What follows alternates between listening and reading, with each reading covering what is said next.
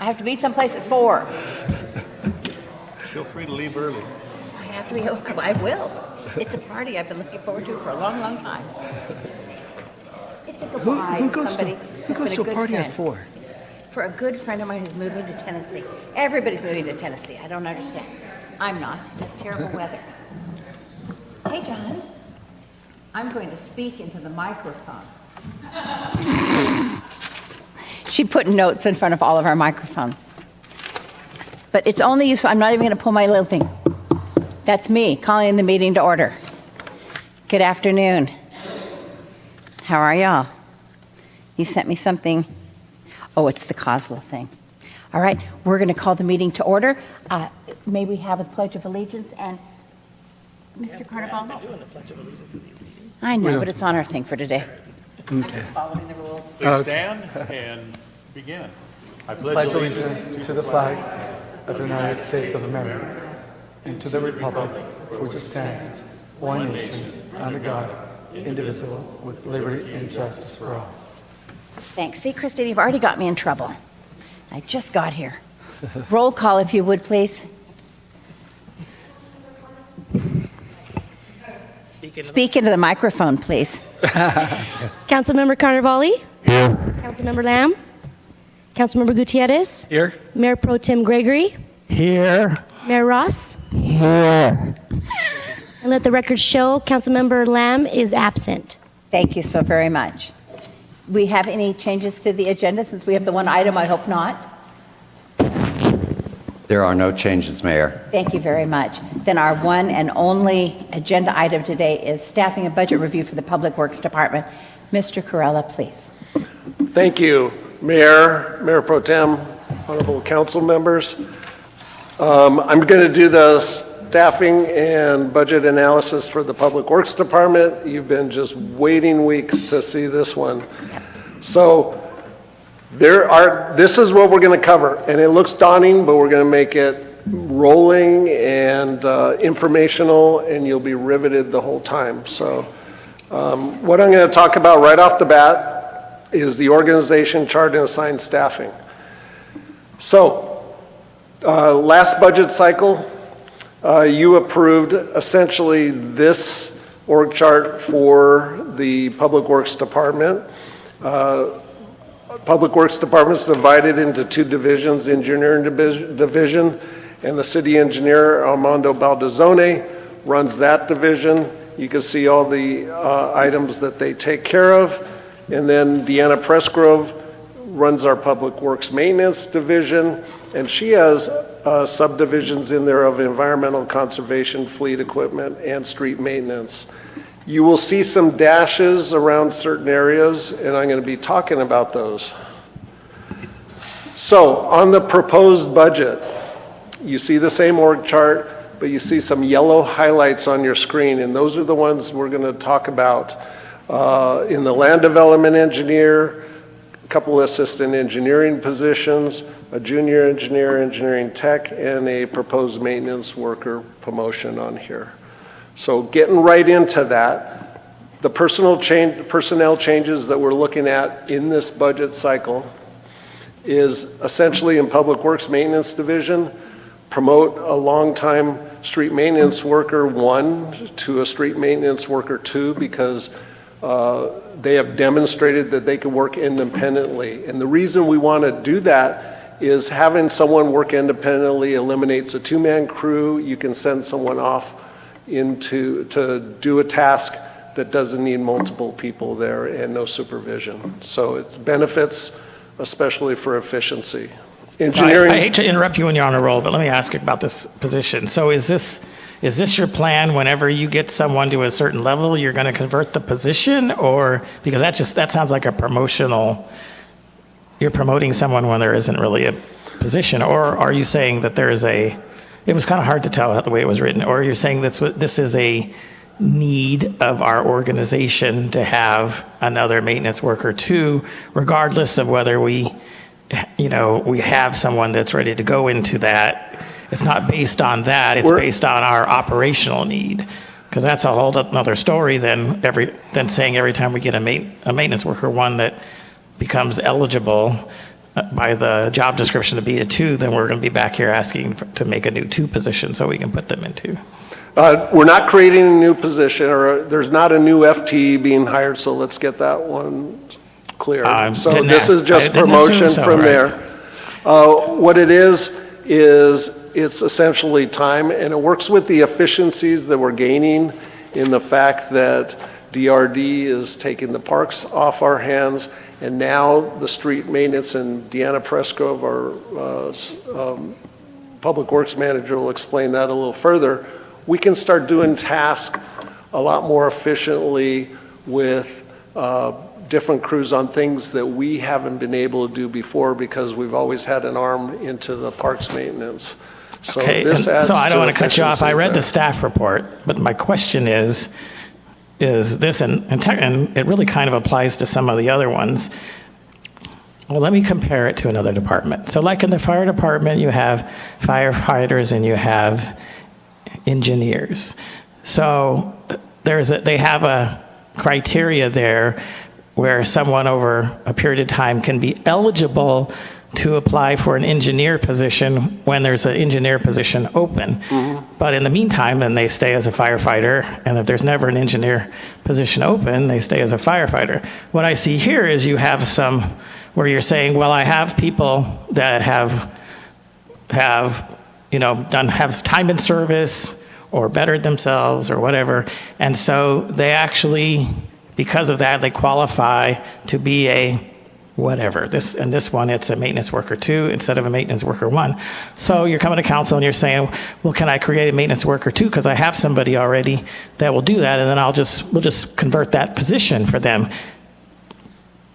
But the question then remains, well, do we need more maintenance worker 2s, or are you just doing that because you have somebody that qualifies? Because if that's the reason, then that's a whole different story, and that should be part of the promotional process.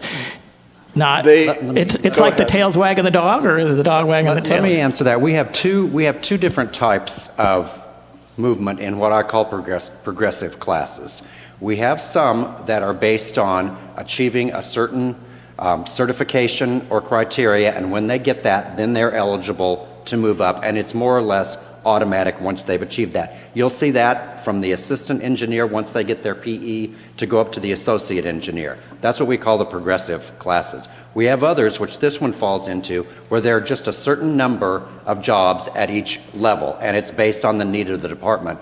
In this case, because we can take a 1 position and make it a 2, and that it works out better for us in terms of efficiencies, the recommendation is to take one slot and move it up to a 2. So he's calling it a promotion, but it really is based on the need to have more people at this level, and then there will have to be a promotional process to make sure the person's qualified and can move into the 2.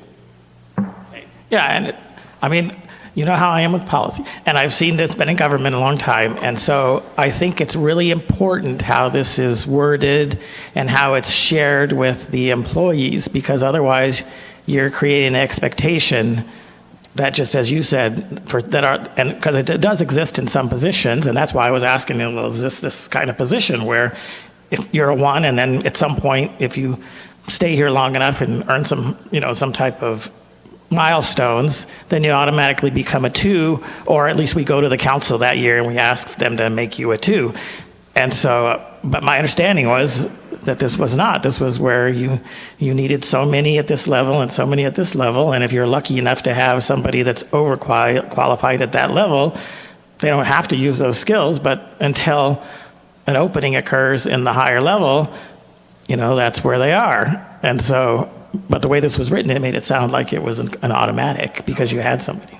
Be a promotional process, and Human Correct. Resources actually has 2 policies. One describes the progressive classes policy, and one describes the promotional policy. And this will fall under the promotional, and both those are governed by policy. All right.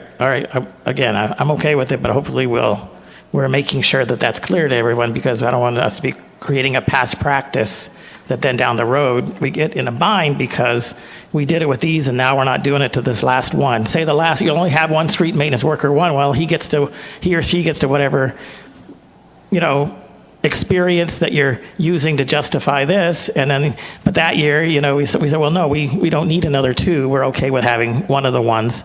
And then, then they're all upset, filing stuff because it's an automatic. It's been automatic for all these other people, and kind of the way this was written, kind of makes it seem like it was somewhat automatic, and my understanding it wasn't. No, in fact, in the last budget cycle, we had a promotion in that same category, and these are long-term earned promotions.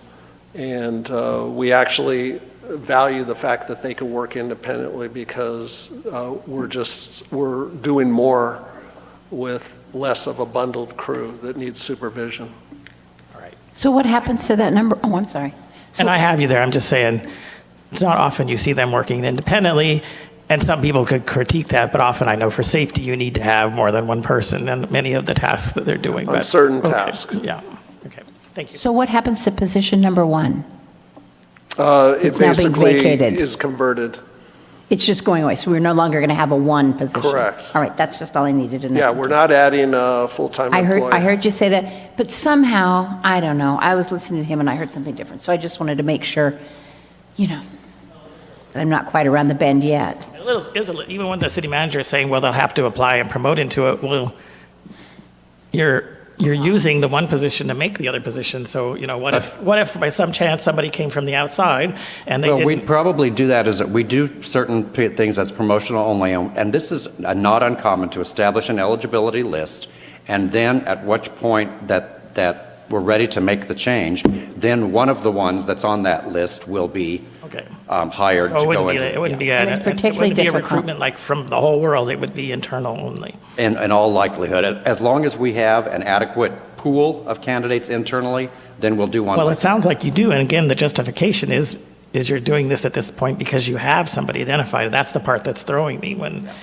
I think I just think I don't have a problem with this, but I think it's a dangerous practice to do that because it makes it a past practice that once they become eligible, you automatically request to create a new position, and it really should not. It really should be based on operational needs and not based on that you just want to reward an employee that's been here a long time. And so you're going to create, again, taxpayers out there listening, they don't want to believe that government is just creating positions so that they have something to reward somebody when they really should be creating positions because there's an operational need.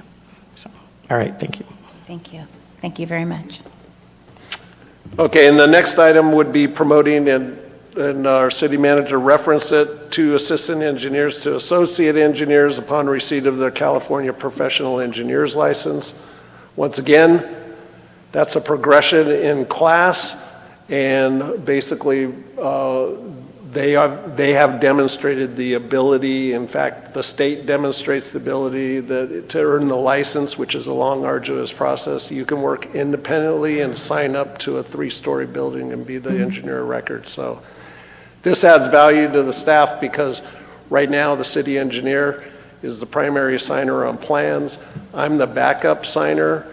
I'd rather keep it within the department so he can designate others that achieve the license as signers to plans too as well.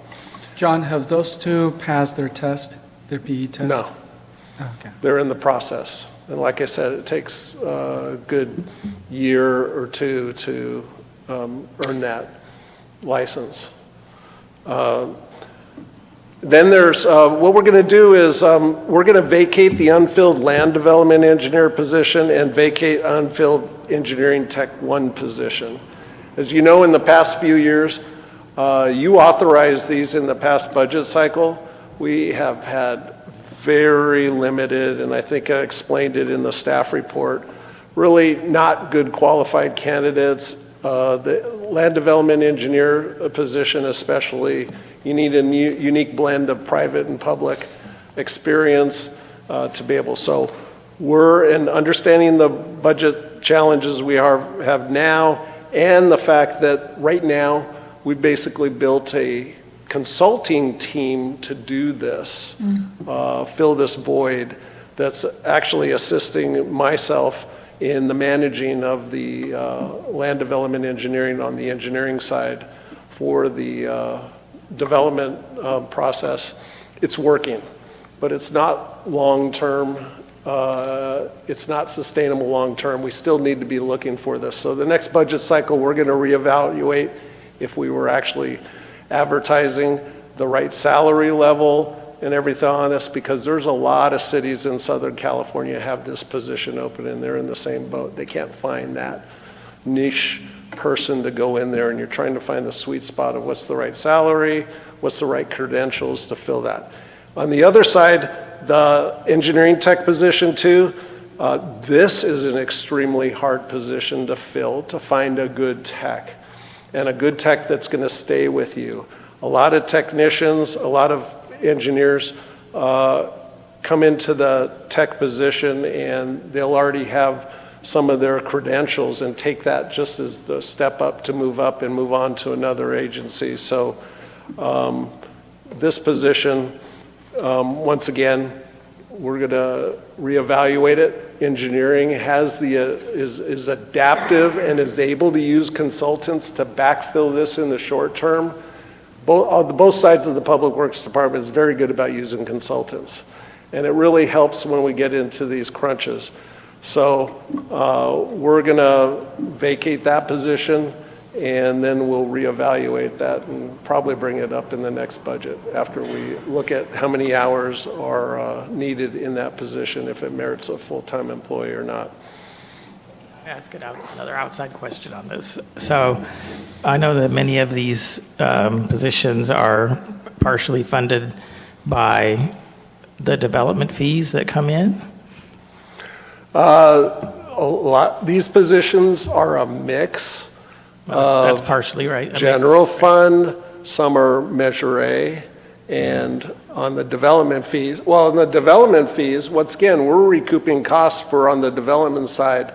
That money goes basically into the general fund. So the general fund in turn funds a portion of these positions. So that leads to my question. So my question is, as you make adjustments here, create positions or people move up in those positions, there may be a change, either plus or a minus change in the costs that are need to be collected as part of the development fees. So are you keeping track of those changes and feeding them to the consultants, or?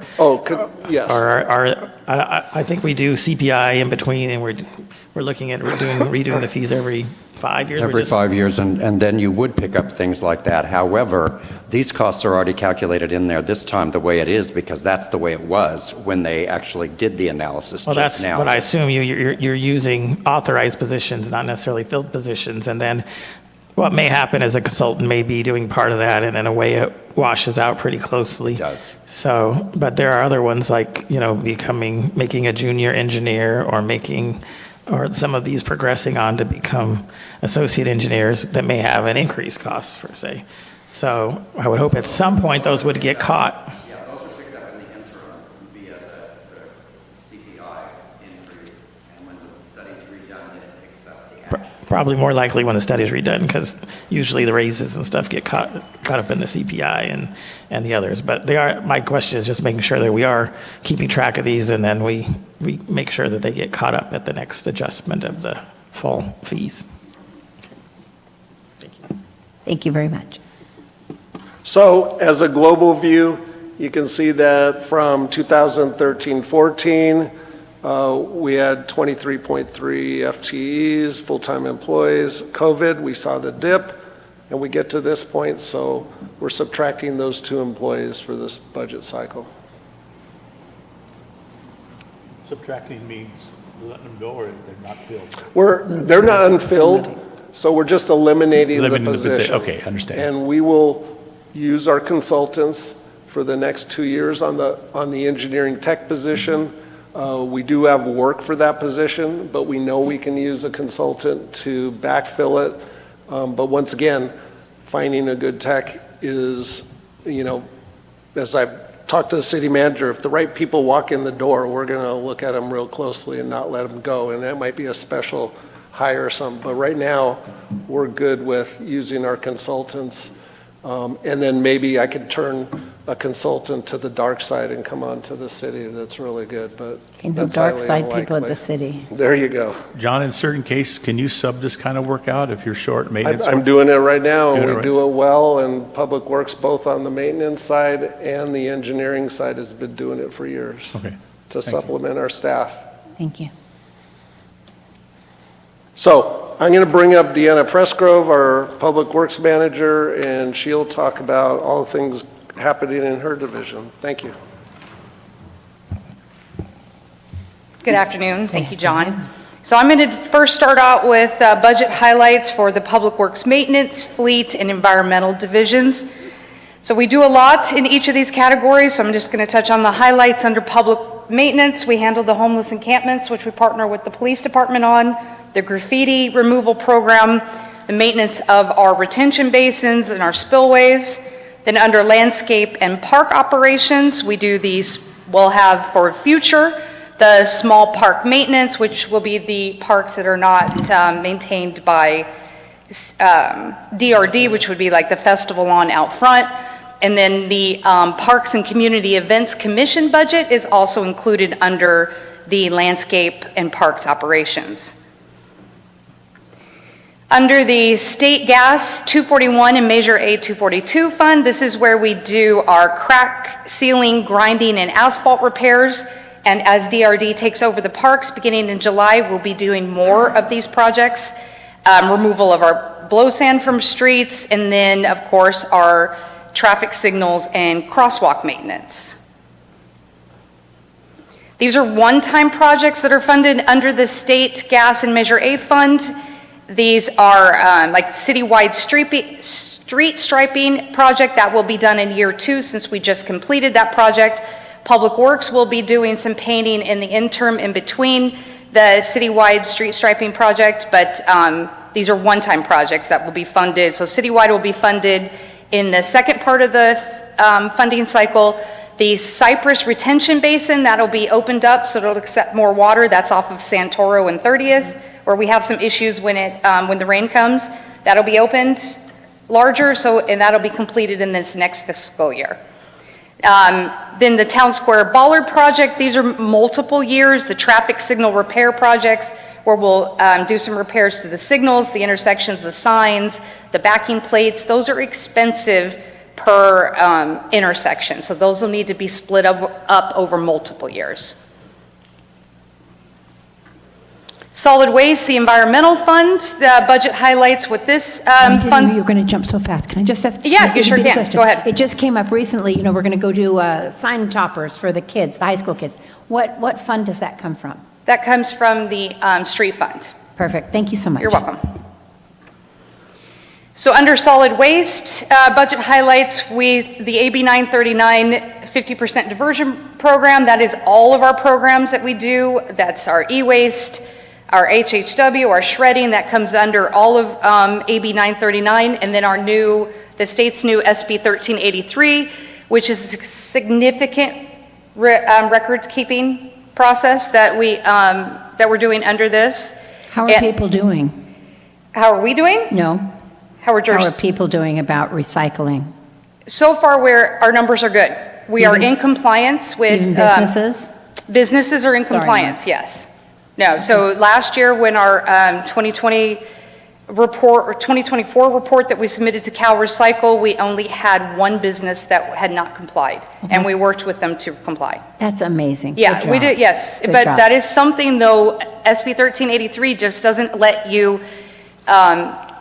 get them in Look the other compliance and way. walk away. That's right. Shh, You know, don't look. yeah, we actually have to stay on top of it annually. So that's what makes it a little bit more daunting to keep on top of it. And then, of course, our very popular youth and senior educational programs through the Scrap Gallery are funded under this, the 246 fund. The procurement of paper and compost, which is an SB 1383 requirement, which years ago I didn't think was going to be this significant, and it has. It's spreading the compost 2,500 tons annually is a challenge, but I'll talk about it in a couple slides coming up, but we're doing it. And then the Climate, Energy, and Action Plan, which will have an EV charging element. We have started working on the regional program with CVAG. Once the regional cap is approved, we will then work on updating Cathedral City's cap, climate action plan, and that'll take a few years to complete. Some of our functions and what we spend in each section. So street maintenance, as we talked about earlier, this is again where we're going to be upping our projects after DRD takes over the parks. We're going to be doing more curb painting, crossword painting. This is also the repairs. So any curb that you see in the city, if it's got a little hiccup, let me know, or a little something going on with it, you let me know. Use the Go Request or My Cathedral City app. Let me know, because we need to repair those. And we spend about 55% of our time on street maintenance. Program support, this is the homeless encampment. We also manage the LLDs, the 12 LLDs, the utility cart reuse program, the traffic calming program, which we partner with engineering and PD on. And by the way, the utility cart reuse program, I don't know if you've heard or seen a significant reduction in shopping carts in dream homes, but we've targeted that area and we have seen it. So we've handed out 389 utility carts throughout the city, and some of our areas where we constantly were getting carts left, it's been eliminated. It's not going to solve the problem, but we're going to keep at it. And it seems to be a very popular program. What does the utility cart look like? Estimate width, is it roller? It's got the four wheels. It's a basket. Okay. On wheels, yeah. All right. Okay. Yeah, it's, I'll send you the flyer. All right. So anybody you see walking to and from Food for Less to Mountain View, that's my cart. Okay. Yeah. I'm going to take it away from them and tell them. Yeah, that's no, their do cart. not take it away from them. In fact, if it has a busted wheel, or if you see somebody using a shopping cart, please offer up the utility cart. Landscaping maintenance, I know we talk about parks a lot, but in landscaping, we also do median maintenance. We do, when you build sidewalks, we need to maintain that. When you build beautiful bridges, we need to maintain that. So that's 25% of our time. Emergency response, 5%, park improvements, 3%, and then 3% on commissions, and that's my time spent as one of the commission liaisons. Fleet functions, most of our time is spent on the vehicle maintenance. We do oversee police, public works, fire, and the city hall vehicles. And then equipment maintenance is 10%, vehicle replacement 5%, and then we've got our fleet initiatives and our regulatory requirements, which take up 20% of our time. Solid waste management, we spend about 15% on overseeing the franchise agreement, our illegal dumping program, our community assistance program. This is where we help people clean up their properties. SB 1383, the program requirements, another 20% to implement these programs. Then our other waste diversion programs, this would be the scrap gallery, our Water Smart program, our weekly electronic, battery, tires, sharps, and our multifamily cleanup programs, that's 25%. And reporting is right up there at 20%. It is, again, significant. SB 1383 really hammered it home that they wanted jurisdictions to back up everything that they're doing. And then, of course, our initiatives, which is ultimately what AB 939 is all about, which is source reduction, recycling, reuse, and composting. Accomplishments. As many as you're aware, in our parks, our Century Park, we did our baseball field renovation. Panorama Park, we extended the basketball court from a half court to a full court. Ocotillo, we did significant landscaping maintenance on the perimeter. Then we also replaced fitness equipment that was missing. Soccer Park, same thing, the fitness equipment, and then we also got the Lower Cove basketball court back into production, I guess you want to call it, and I do see quite a few kids out playing basketball recently, so that's a good thing. Homeless encampment cleanups. So to date, which is a lot, we've done 756 camps. We are working diligently with code compliance, and the police department is to make some of these property owners more accountable for handling their cleanup and staying on top of their properties in the meantime. So they're making headway on some of these areas that we keep going back to. It's 756 camp cleanups, is that from January 1 till now, or? That's just from March? July 1 From July 1. till current. Okay, thank you. Yeah. And what we're also going to do is use the same concept that has been successful with illegal dumping and graffiti, is we're going to go out and start removing some of the vegetation in these areas that have encouraged the homeless encampments. So we're going to be more proactive and put that on the schedule to get rid of the vegetation before it becomes a home for the homeless annually. So twice annually, when we know it rains and the weeds pop up, we're going to go out and knock them down so that hopefully we can bring that number down in the next fiscal year. Yeah. Are you, when you're saying you're working with the property owners, does that include, say, like the tribe and Yes. the water district? Yes. And some of those, it always has been a mystery why we spend hundreds of thousands of dollars. I can understand. I mean, I know why, because we don't want the nuisance to be there. It bleeds over into the neighborhoods, but in the long run, it hasn't made a lot of sense to me that some of these other governments, in a way, if you know, like they are, that also don't want the nuisance, that they have kind of sat silent, is the way at least it appears. And some of them have geared up with their own maintenance crews and reporting requirements so that we're able to go onto a system and report if there's graffiti in the channel, and then they come out and they remove it. Okay, We're good. Well, quicker. I just want to let you know, Yeah. I encourage that, and, you know, I think the city's right in what it does there, but I think as we continue to progress into these, that part of that needs to be, especially for these large repeat locations that technically are not, City you know, property. they're part of another government's property. So it seems to me it would make sense at some point to work out some type of relationship with them. So I'm glad to see you're pursuing that. Thank you. And I would just add, Mayor Pro Tem Gregory, we've recently had some success with some private property owners that were repeat customers on this, and Justin and the code staff have helped them understand what their obligations are and what the repercussions can be if they don't take care of their property, and that is bearing fruit for us as well. Okay, and I thank you. I thank you for that. I mean, at one point we had talked about as much money as we're spending, you know, on one side over and over again, we could pay to put up a big fence if that stopped it. But and then people say, well, we can't really do this on somebody else's property. Well, I think the part that we didn't want to say at the time is, well, then we ought to make the property owner, or work with them at least, on putting up a big fence there or something. And I'm just saying fence, it could be all kinds of physical changes that actually discourage it, because in the long run, you've gotten rid of the issue, and then you stop this constant leak of city funds that's happened to go over and over again at the same sites. So thank you. And recently, a group of people I know, friends, and I cleaned up an area next to the post office, the tribal area. And we had to work with the tribe 5 or 6 times before we got the okay. I mean, we kind of initially got an okay, but what they seem to be stuck on, and this might help you, is, you know, there's certain plants we weren't going to take up any plants, we were going to pick up the garbage. But, you know, they were very clear about, we don't want these plants removed, we don't want anything stepped on.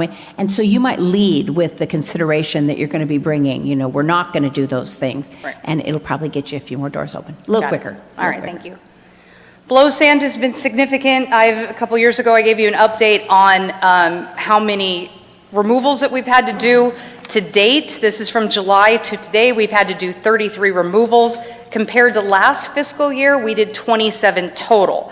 So we're already up to 33, and we technically have not hit the windy season. I am attributing it to Hillary. There seems to be that little silt that is flying a little bit easier up in the air that we've had to remove this sand. So that is definitely something that's significant, but we have to get it out of the right of way. If you've ever seen the date palm, when it comes out into the street, it is a significant traffic hazard. So we have to stay on top of it. Deanna, on Date Palm and Vistachino, where the gas station is, the service station, they have plywood up there. Now, at least the sand has covered the plywood, so you don't see it anymore. They've tried. But now, is that our responsibility to clean, or is that the That is property Dairy owner? Queen's. Dairy Correct. Queen. We only do what comes into the street. And there's nothing that can be done to block that sand from coming over the street there? If you'd be a millionaire if you could figure it out. Okay. Yeah. All right. Sands, it just keeps building up. You just have to keep removing it. Okay, thank you. You're Like welcome. winter, it's coming. So we've seen the My Cathedral City app, we have seen a decrease in requests, and I attributed that to graffiti has been less, and actually illegal dumping has also been less as well. But again, we cover the graffiti immediately and we pick up the dumping immediately, so that hopefully discourages future. Accomplishments under fleet, we did a significant software upgrade at the Public Works Yard and the fire station, so everything is computerized now, and we've established standard operating procedures. This is the first time we've had a fleet department in the 26 years I've been here, so this is all good that we're getting everything up to date. And as you're aware, recently I was in front of you. We are still trying to lead in the environmental department by purchasing electric vehicles and working on our EV charging stations. So we've got the electric forklift, and we will have the trucks at the 1st of May. And we're also working on upgrading the EV chargers within the parking facility. Environmental, providing the organics collection for SB 1383 this last budget cycle was significant. That's where all your carts changed colors, where you have the labels. We have 522 commercial generators. The second most significant was the procurement of the organics product that was 2,500 tons. We started spreading it around the tamarisk trees to test it out over in Rio Vista. It has rejuvenated the trees, which were struggling due to the blow sand suffocating them. So we've gone out there, we're working on the other set of trees that are out a little bit more into the wash that my predecessor installed. But what we also learned, and other cities are learning as well out here, is that the compost is locking. And it's locking in place, and it's actually creating a ground cover. So you know the PM10 cover that you'll see on lots? Well, the organic waste is doing the same thing. So we're going to monitor that for the next couple of years and see what else it does. And if that's the case, then that may be a product that all cities will continue to use as a blow sand to help with erosion. And thank you so very much on your recovered 21,000 pounds of eligible food. I will never miss an opportunity to remind the public that Fine Food Bank is losing $500 million in money from the federal government this year. Oh, okay. Other accomplishments are implementing, monitoring, and conducting education. Again, that's in SB 1383. They are requiring us to go out and enforce. So if there's nobody in compliance with SB 1383, we have to work with code and get them into compliance. Fortunately, we have not had to do that yet. Goals and objectives for the next budget cycle. In public works maintenance, we're going to enhance our street maintenance work as we talked previously. When DRD takes over, we're going to up how many times projects are crack sealing, our street painting in between our citywide painting, we'll be doing that, plus our citywide sign inventory program. We are behind we are technically supposed to have all of our signs documented and recorded on maintenance. We are doing the bare minimum right now, but we need to step that up and get in compliance with the new regulatory laws. And we'll be working on that for the next fiscal year.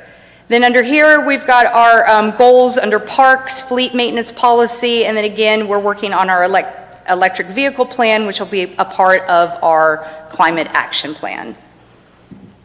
Diane, regarding the previous goals that you talked about, actually, I'll help you with that. On Daypalm, just north of Sonic, the sidewalk has buckled and is about 1.5 feet buckled up. Wow. Yeah. Ours? Yes. Okay. What was it, about 3 years ago we installed? Yeah, we're out there sidewalk? right now repairing the electrical. Just north of Sonic. Okay. I'll have him check tomorrow. 50, 100 feet north of Sonic. Okay. All right. Thank you. That's a lot. That's a lot. Yes. And then for the next fiscal years, we need to continue to divert 50% of our waste stream from diversion each year. SB 1383 again is significant in staying on top of it and making sure that we stay in compliance and we get through all of our audits with the state with flying colors. And then again, we will update our climate action plan after we are done with the regional plan in partnership with CVAG. And that concludes my portion of the presentation, and I would like to introduce my fabulous coworker, Armando. Fabulous, that's pretty good. Thank you, Diana. See? The level's high now. Yeah. Thank you, Diana. Good afternoon, Mayor Pro Tem and Council members. My part of this presentation is going to be the Engineering Division, the Joint Public Works Maintenance and Engineering Divisions, and the 5-year CIP. Let's start with the Engineering Division, the budget highlights. We are going to be looking at those areas that reflect that represent a significant portion of the Engineering Division operational budget. With the addition of residential projects supported by Measure W, recently voted by the residents, and also new projects that were awarded with grants, we anticipate a higher volume of public notices, bid advertisement, and project-related communications, and that will increase the advertising and publishing and printing services. For non-capital equipment computers, there is a scheduled replacement of workstations, and also we included in this budget the part to maintain and operate the contract services for maintenance and operation of a specific equipment that we have in the engineering department, like the plotter and big screens to do plan checks. Probably the most important budget item is our professional and technical services. We have a lot of contracts with consultants that support our operation. Also in professional and technical services, we included the annual permit fees. An example is the NPDES fee that we pay every year annually to Riverside County Flood Control and California State Water Resource Control Board. We also do the work for assessment districts. An example of assessment district is Sutter Street Assessment District. The phase 2A is nearing completion right now, and the next phases will be addressed through budget amendments depending on the property owner's feedback and support of the assessment district. So that's the part I'm not clear of. So we're reviewing a budget.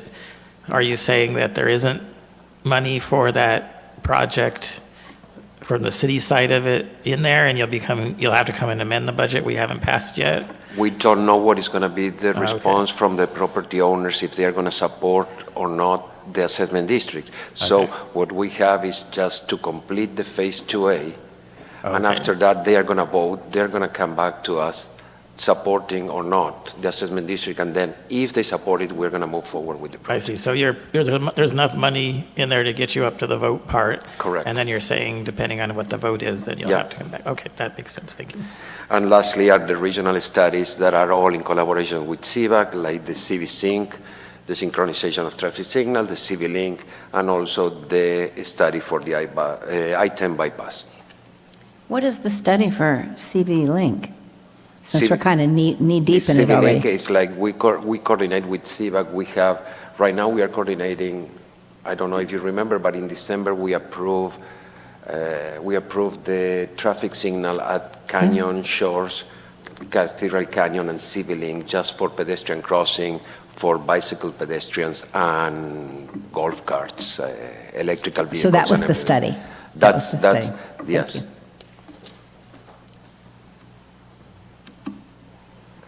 The next part is our core functions, and as you will see, the engineering department has a wide range of activities that support the planning, maintenance of the city infrastructure.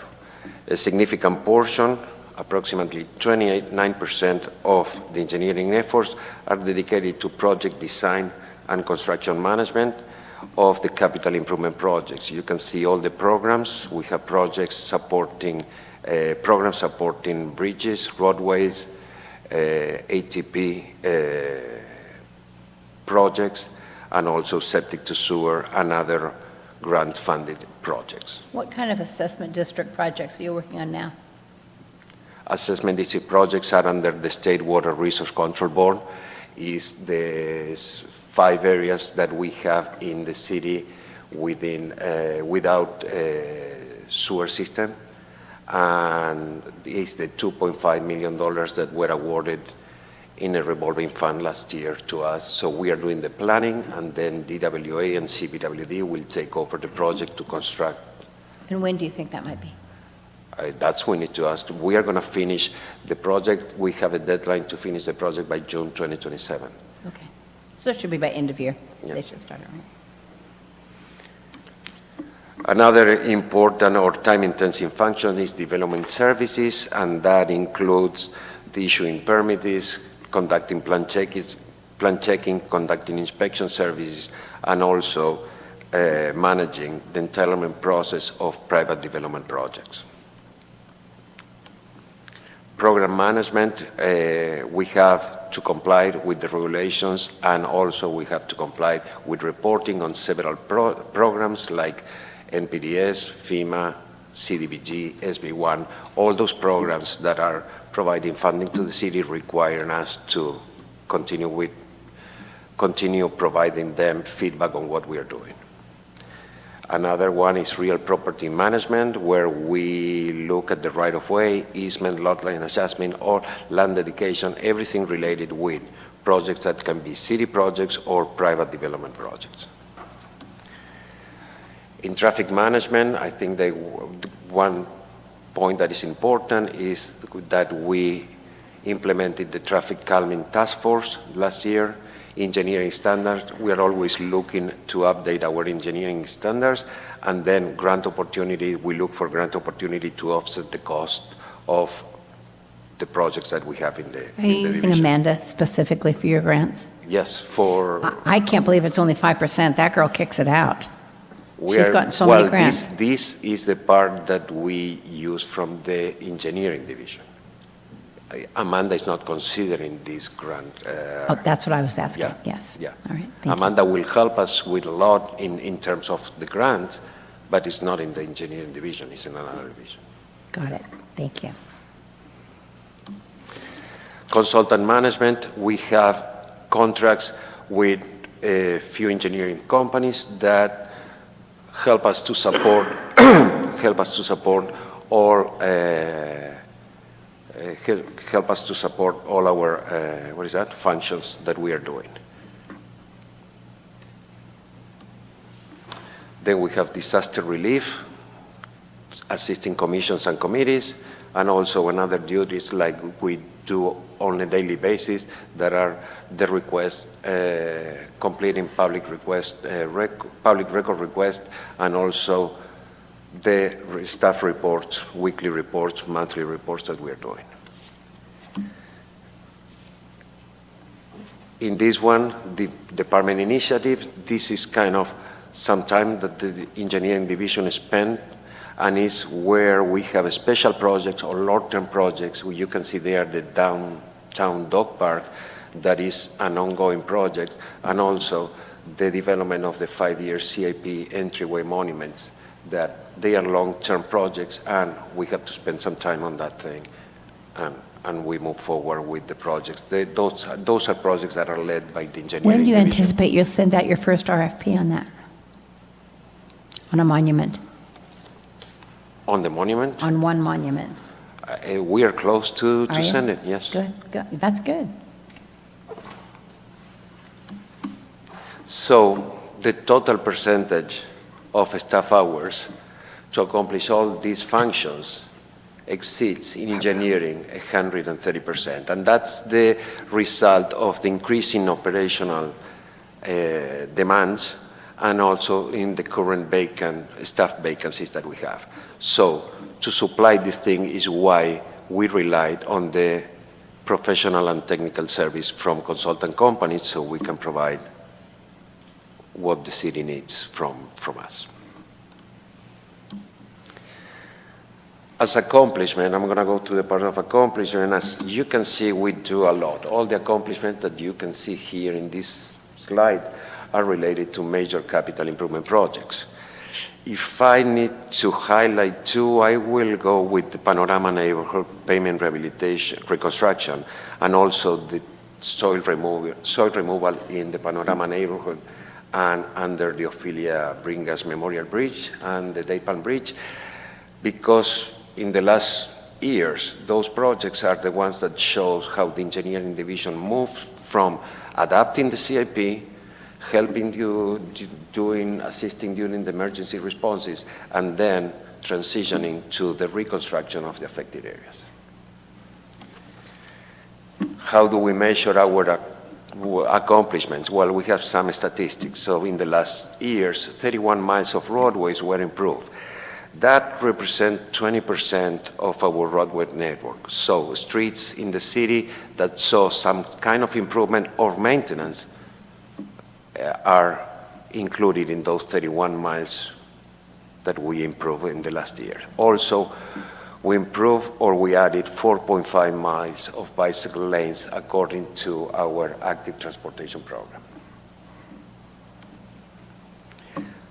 Another engineering accomplishment is the development project. Here is a list of all the projects that are in the private development, and these projects have been entitled, they are under construction, or have been recently completed. The next part is the engineering division goals and objectives. Looking forward, all the goals and objectives of the engineering division are in line with the 5-year strategic plan. So in the next year, we are going to implement the first year of the Measure W for the 5-year residential roadway improvement plans. And we are also going to continue collaborating with Palm Springs in the 2 regional projects, the Ramon Bridge widening and also the Vista Chino Bridge. Now, I'm going to move into the joint part where we work with Public Works Maintenance and Engineering divisions. The accomplishment that we have for both divisions are the Panorama pedestrian crosswalk. That was we installed a crosswalk near the Panorama Park with the support of Councilmember Gregory, and also the traffic calming program implementation that we do in coordination with Public Works Maintenance and the support of the police department when it's needed. The goals and objectives is in the next year, we also align these goals and objectives with the 5-year strategic plan. And we're going to start with the Town Square Bollard project, that this is a multi-year project. Okay, we are also going to implement the Title VI program in the Engineering Department and Public Works as a request from Caltrans.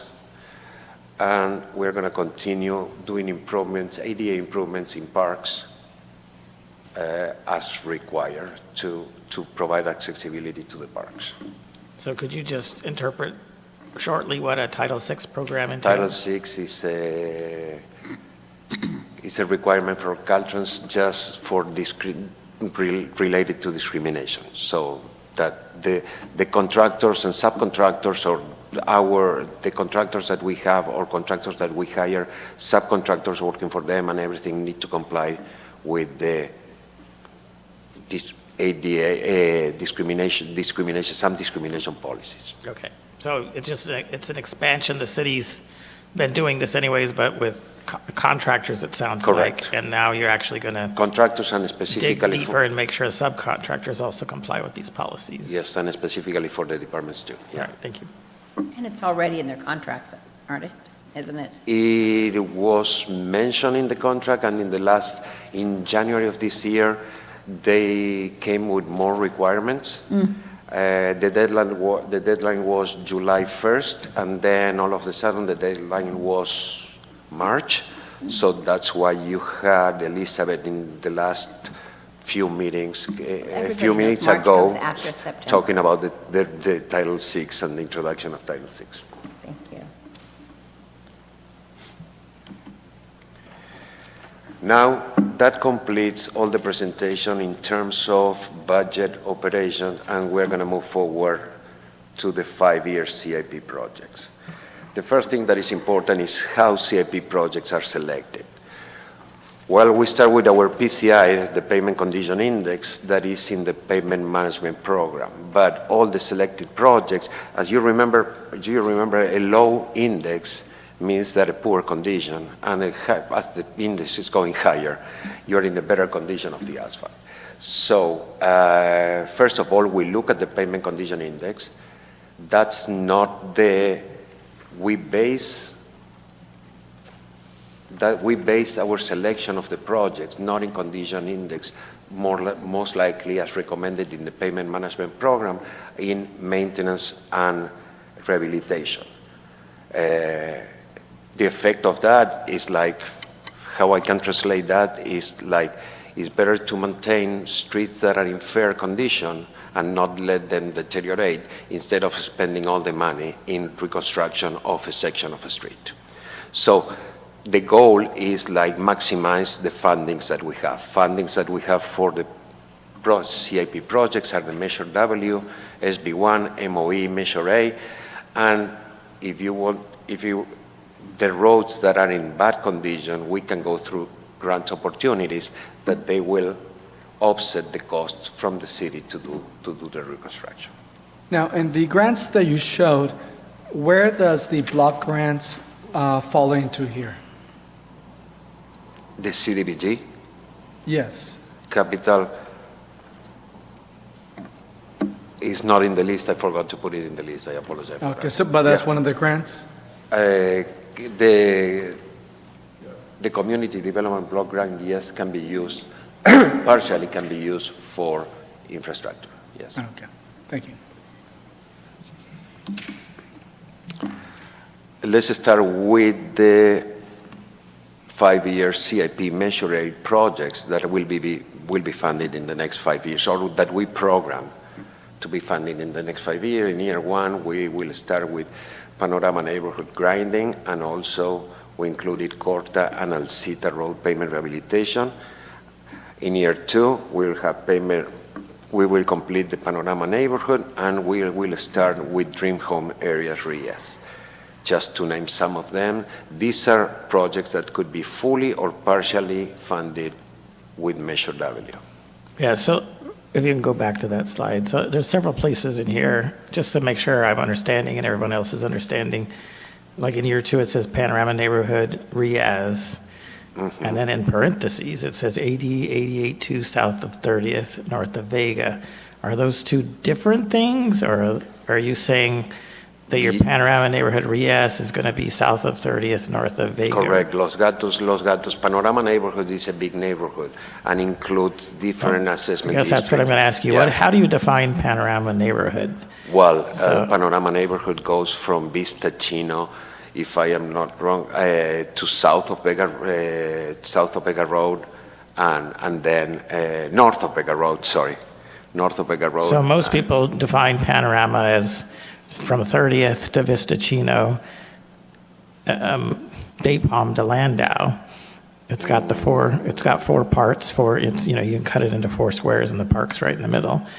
But that's why I got confused a little bit here, because there's a lot of it described as Panorama, and then there's some of them are down No in Panorama. the farther down towards closer to Ramon. Yet you have other projects in other places that have different names for those same streets that when they were getting redone. So I'm trying to understand. You're correct in how the people defines the Panorama neighborhood, the 4 squares. So my question is, how do you define Panorama? Well, I have from planning a map with the neighborhoods, how they were named, and Panorama neighborhood is bigger than the 4 squares that you're mentioning. It goes south. Okay, because we hear things like Whitewater Streets, Panorama, Rancho Those Ramon are- sometimes. And Real I'm trying to figure out, when I see that, in my mind, I'm thinking one thing, and it doesn't always seem to. South of 30th is considered the south, all the way to Ramon Road on our books, South Panorama. I see. So it is, maybe we can define it a little better, but that's all considered South Panorama. Well, I think if area. you're going to, you might call it South Panorama, so Okay. people know when they see it, because, I see people and they say, well, the city says they're going to pave Panorama streets, which streets are they going to pave? And I'm like, I don't know, because if I say, well, it's down here and it's down by Ramon, most people aren't going to consider that Panorama. And so they're thinking that Okay. it's going to be up in the No, neighborhoods. we can redefine that as South Panorama. I have it all as Panorama neighborhood. Oh, okay. with one- Well, and I'm not with trying to give one- you a hard with time, one big limit. but it's like, some of these neighborhoods need to be defined. I'd love to, if you could send us a copy of that map, Mm-hmm. or planning could, so that when we see some of these references, we would know. I mean, some of them are used a lot, so we kind of know where they are, but other ones aren't so much, so, Okay. I will send it to you as soon. okay. So if we move on to the, if we move on to the projects that are going to be funded with SB1, I would like to stop in this slide because in May, in May, we're going to bring to you a resolution, the annual resolution that we need to submit for SB1. So in the year one, the projects to be funded with SB1 are the East Palm Canyon MUP, the Whitewater Area Rehabilitation Project, and Landau Public Alley Reconstruction, the design of this project. As you remember, this project was listed in the past and was dropped down due to the tropical storm Hillary. In the year two, Panorama and Whitewater neighborhood pavement rehabilitations, and also the construction of the Landau Public Alley. In the year three, Sunny Sands neighborhood pavement rehabilitation. So Sunny Sands neighborhood. So where is Sunny Sands neighborhood? If Panorama goes all the way down to Ramon or South Panorama, where is Sunny Sands neighborhood? Sunny Sands is from McCallum, south of McCallum, north of Ramon. So that's part of the area that you just said was part of South Panorama. So I'm not the only one that's confused. That's why I'm saying, I mean, if we're going to use this, instead of just saying we're going to pave these streets, maybe because we're not sure, we're going to use money and we're going to get as many streets as we can, we need to be more descriptive, or, have a map or something, because Okay.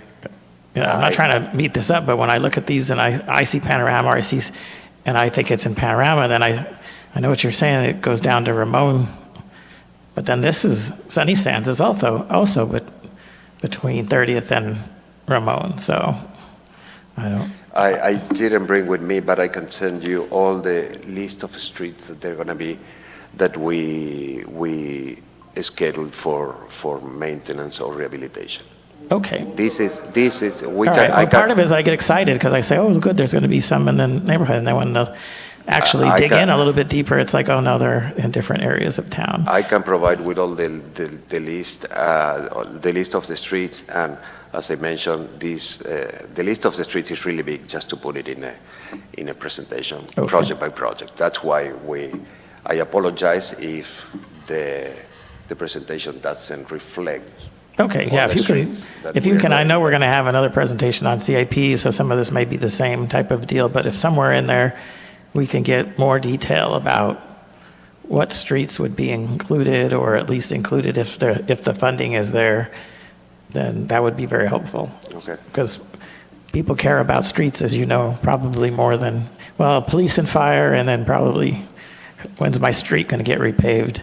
Or a street that I drive on is probably right up there. No, I understand. Okay, thank you. So, okay, in this one, in the year 4, we have the two streets that we're doing the reconstruction on Panorama Park area, that are Tachiva Drive and Harana Road. And in the year 5 of the SB project, we're gonna reconstruct or rehabilitate Landau Boulevard from Vista Chino to 30th Avenue.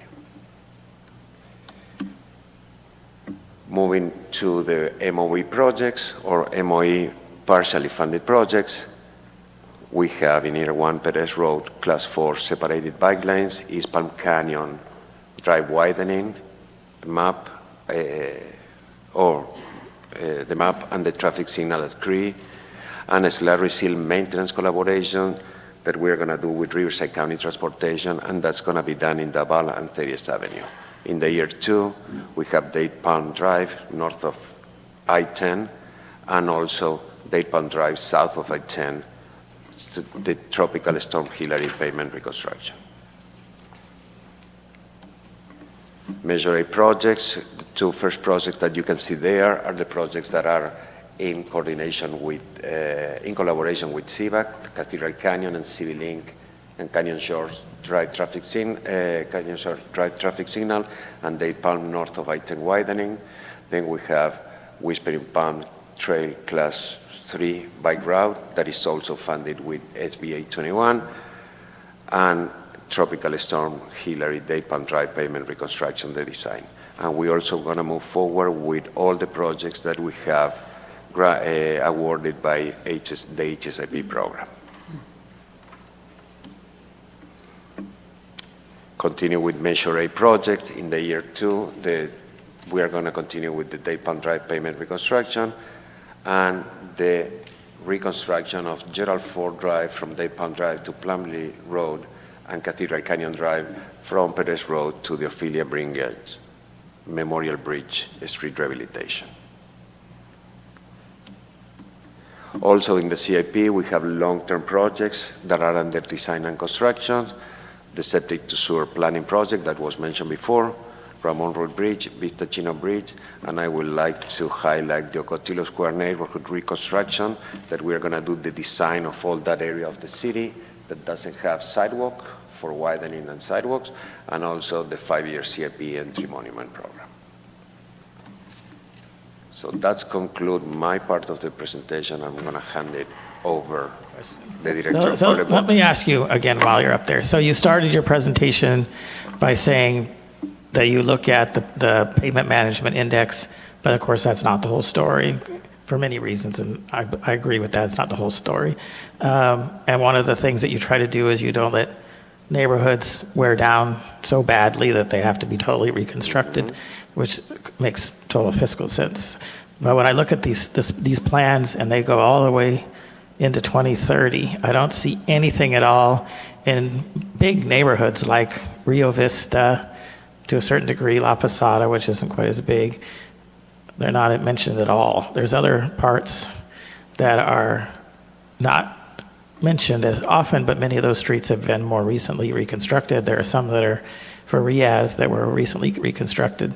So what is say for Rio Vista, what is the plan there? Because those streets are not, they're in, of course, different ages or different conditions as in many other areas, but they're not probably in need of reconstruction in most places, but they are aging and getting worn, but they're not, this says you're not even going to touch them for the next 5 years. So how does that make sense? That makes sense because we have just completed the reconstruction or the rehabilitation of Avenida Quintana in Rio Vista.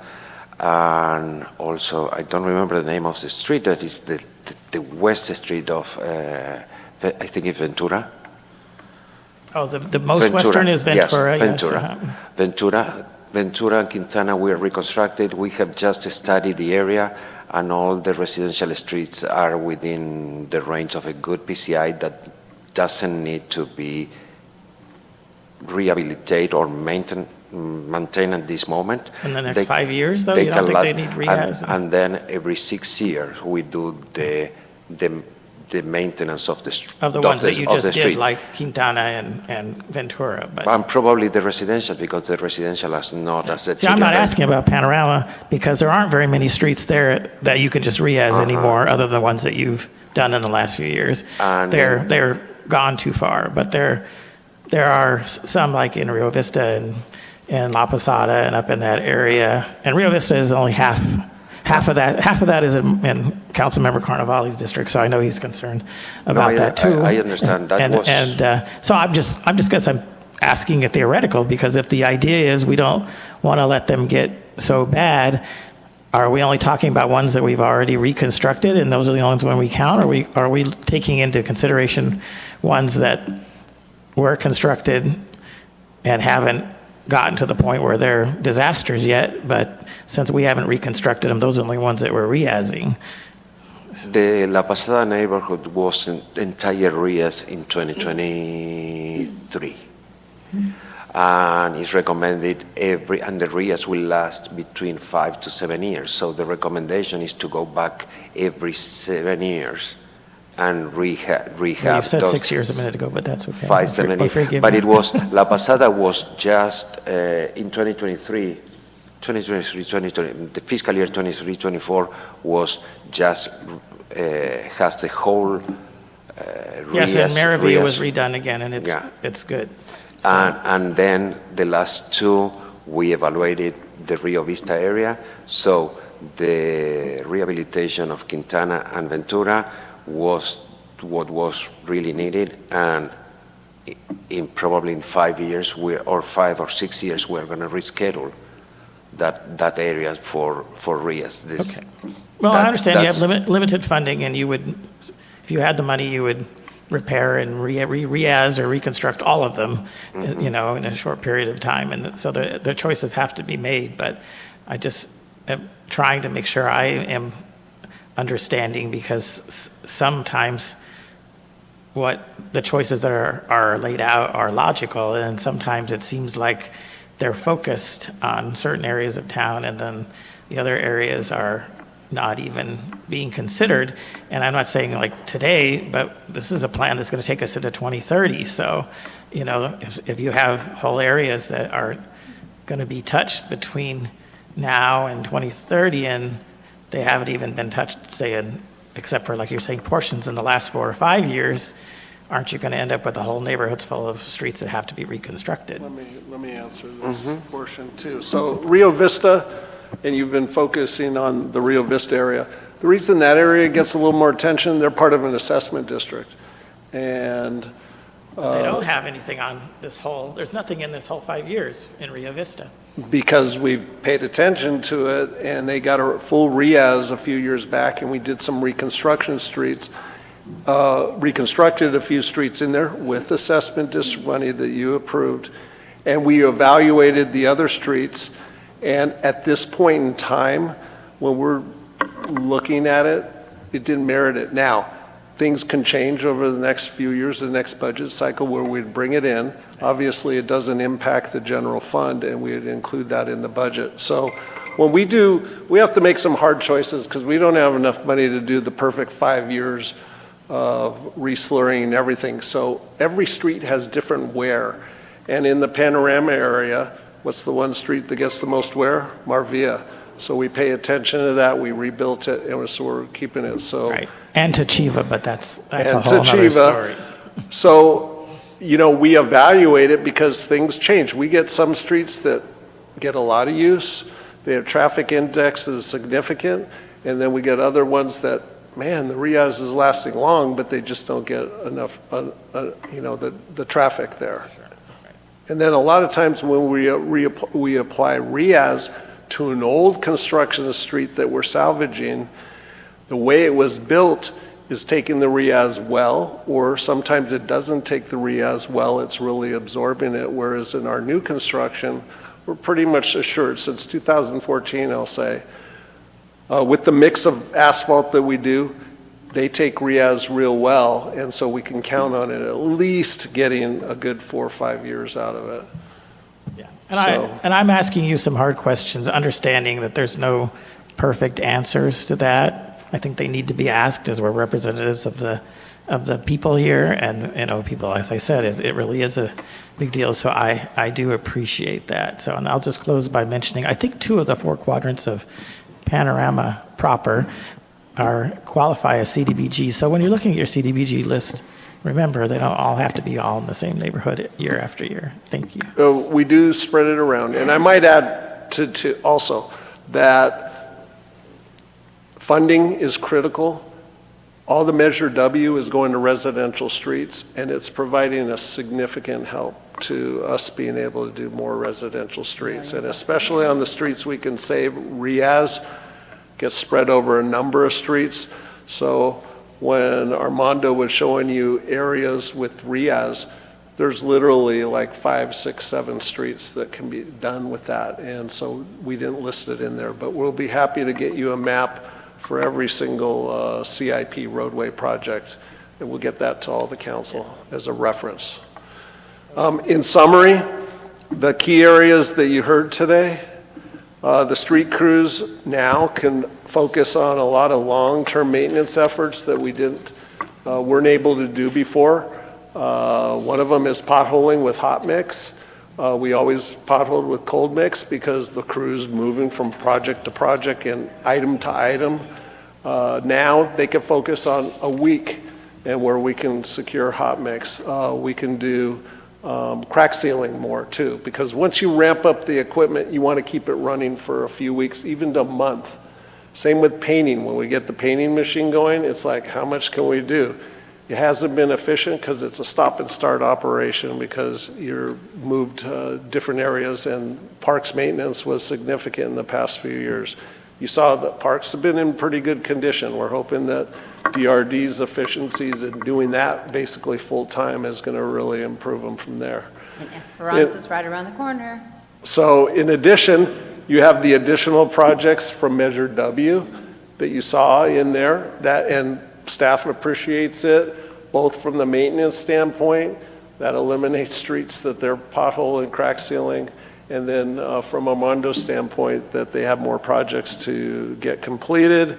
And then once again, there's a significant amount of MOE projects. We've been a little behind in our MOE. It's not, there's no penalty involved in that, but we got to catch up because we have to spend that 900,000 plus, just short of $1 million on an annual basis. It can fluctuate within the years, but in aggregate, rolling, we have to spend just short of $1 million to maintain our SB1 funding. And you'd be surprised in California, other cities that can't even spend that and are losing their SB1 funding. So we're doing a good job on that. So with that, Mayor, it's your meeting. I'm handing it back to you. We're done. Thank you very much. Get the heck back to your chair then. John, I do have a question for you. What are the plans for Ramon Road, west of Ramon Road Bridge to Golf Club Drive? Because the north side of Ramon Road is in really poor shape, beyond poor shape. Are we going to wait until the bridge widening project? Yeah, and the bridge Even though we don't widening know project is slated, and I know Armando just talked to their city engineer, and I just talked to him the other day. We should see some initiation of the bidding on that probably, or the approval of the bidding hopefully in October, with work starting the later part of this year or the beginning of next year. They're just the challenge they had was after 5 years, you have to go recertify the right-of-way and repay people for the temporary construction easements. So they had to go back and do that, and we're just getting that kind of wrapped up. And so that portion all the way to San Luis Rey on the north half is the cities, and that'll be redone with that. And obviously Palm Springs side on the south half will be redone. So we're going to wait until the bridge project gets going? We see it, you know, we have to make these hard decisions, and if you see an upcoming project, we just kind of patch and go till we get there, because anything we do is going to be ripped up. Heavy equipment's going to be on it. A lot of it goes into the street. There's a big mill that's going to go along that whole section. So everything we put down, they're not going to go around it. They're going to, the plans show them milling it and rebuilding it. And then we're doing widening in a lot of portions there too, with a lot of sidewalk too. So. Yeah, I was just considering, because every time I drive by there, that portion is in extremely poor shape. That's probably. I hear you, and what we can do in the interim, this is one of the projects, at least on our side, I see the bumps that when the crew's freed up after July 1st, we can actually go there and grind some of those lifted cracks, because they're not depression cracks, they're actually lifted, so grind it, because we did that effectively, and Deanna and I just had a discussion on that. We did that effectively on Date Palm, and we actually talked about it'd be great to just let the grinding crew go for like 3 or 4 weeks and go around the city and do this stuff efficiently, but we just And the people didn't were have. so pleased. You know, Right. I pay money for that kind of a spot. Yeah, we just didn't have that opportunity to be consistent on that with the labor available. Well, thank you. Thank you all so very much. What a great day. We're out before 4. I'm very happy. Mayor Ross, we do have a comment for the record. Thank you. The following comment was received for the record, provided to the members of the City Council, and made available for public inspection at the entrance. David Coslow asked questions related to the park maintenance budget. And that's all of the comments I have. Are there any members of the public that wish to comment? I see none, Mayor. All right. You know what that means. Now we are adjourned, and we'll see you all later. Now, what's the name of the place? I have it's the HD.